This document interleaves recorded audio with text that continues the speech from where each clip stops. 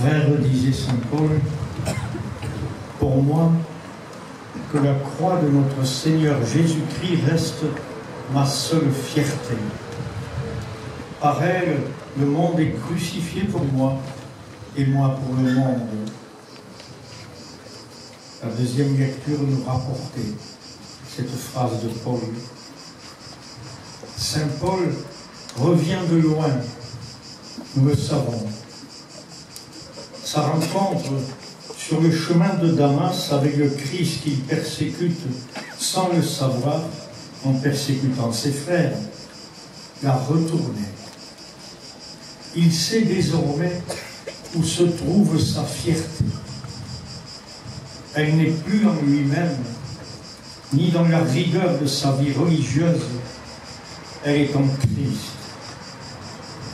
Et il pourra encore écrire « Ma vie présente dans la chair, je la vis dans la foi au Fils de Dieu qui m'a aimé et qui s'est livré pour moi. » Oui, désormais, il proclame le Christ dans son mystère, dans sa tendresse, dans son projet de consoler son peuple, comme le disait Isaïe dans la première lecture, de choyer ses enfants sur ses genoux. Comme un enfant que sa mère console, ainsi je vous consolerai. Il est venu, ce Christ, pour consoler son peuple. Tout au long de ce jubilé de la miséricorde, nous rappelons ce visage du vrai Dieu, du Dieu de miséricorde et de tendresse. Cet après-midi de dimanche, à l'ombre au soleil, nous bénissons cette chapelle du petit monastère où vivent et vivront les petites sœurs de l'agneau. L'appel qu'elles ont entendu et qu'elles essaient de vivre manifeste l'attrait que le Seigneur Jésus a exercé sur elles. Et voilà, abandonnées dans une vie qui les centre sur le Christ, l'agneau vainqueur, celui qui enlève le péché du monde. Leur fierté est en Christ. Il est le centre de leur vie. Elles veulent partager cette joie profonde à tous. Ce petit monastère est édifié pour servir leur vie de croyante, mais aussi pour faire résonner à l'extérieur la présence du Christ, sa proximité, la joie qu'il y a à le connaître et à l'aimer, la sérénité et la paix que donne le fait de se savoir aimé de lui jusqu'au bout. Ici, on vit dans la paix que donne le Seigneur à ceux qui lui ouvrent les portes de leur cœur. Ici, on offre la paix de la présence du Seigneur, célébrée dans la liturgie, contemplée, aimée, adorée. Ici, on se souvient que notre nom est inscrit dans les cieux. Quand Jésus revoit les 72 disciples qu'il avait envoyés en mission, il les recentre sur cette bonne nouvelle. Votre nom est inscrit dans les cieux. Nous avons du prix aux yeux du Seigneur. Il nous aime. Notre gloire ne vient pas de nos œuvres, elle vient de son œuvre en nos cœurs. Nous sommes faits pour Dieu et notre cœur est sans repos quand il ne demeure en lui, comme le disait saint Augustin. Frères et sœurs, je voudrais encore attirer votre attention sur une expression de l'évangile de ce jour.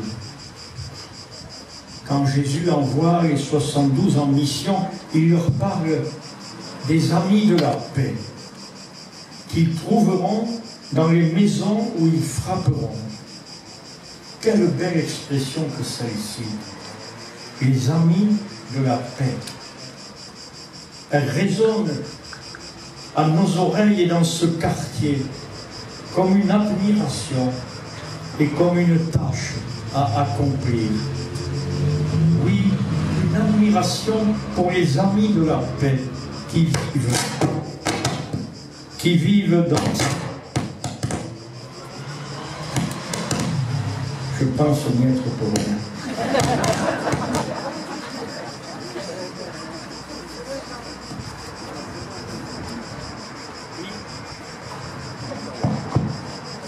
Disait que cette expression, les amis de la paix, résonne dans nos cœurs comme une admiration et comme une tâche à accomplir.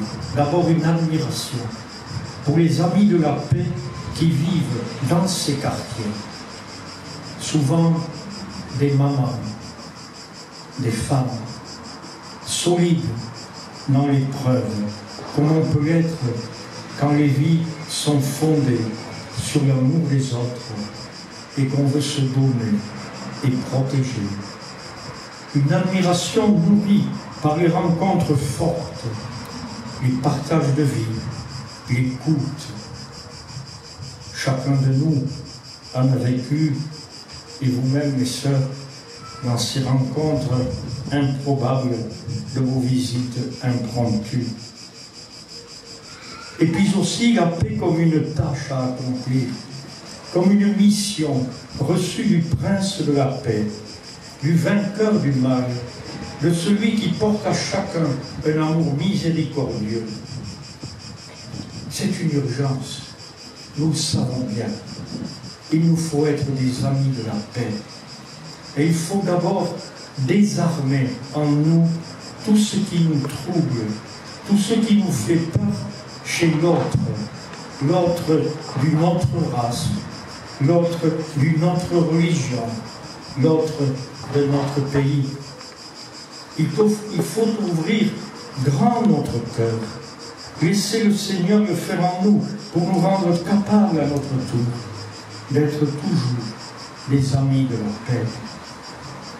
Heureux de vivre en frères avec les nombreux amis de la paix qui vivent autour de nous. La communauté chrétienne de ce secteur s'efforce dans sa diversité de révéler le Dieu de la paix. La présence de ce petit monastère et de cette communauté apporte et apportera sa contribution à la mission. Il pourra être un lieu de ressourcement, d'écoute, de rencontre. Il est un signe de l'appel adressé à tous d'avoir un amour de préférence pour le Christ. Qu'il soit situé, ce monastère, dans ces quartiers, exprime le désir de l'Église de révéler le Dieu qui se fait proche des plus pauvres, des plus délaissés, du Dieu qui vient dresser sa tente au milieu de tous et dire à chacun « paix, paix à cette maison ». C'est une joie ce soir pour vous, mes sœurs, qu'elle est arrivée, après tant d'années vécues dans ce diocèse, à vous arrêter ici, à ce qui s'appelait jusque-là Notre-Dame de l'Amitié. C'est une joie pour notre Église diocésaine de vous accueillir et de contribuer à l'expression de votre charisme et d'en bénéficier. Celui de mendier la parole de Dieu dans la liturgie, dans la prière et aussi dans les rencontres informelles de la vie. Le chemin de l'amitié est un beau chemin pour révéler le Christ et conduire à lui. Que la Vierge Marie vous y accompagne et vous y tienne. Amen. Amen.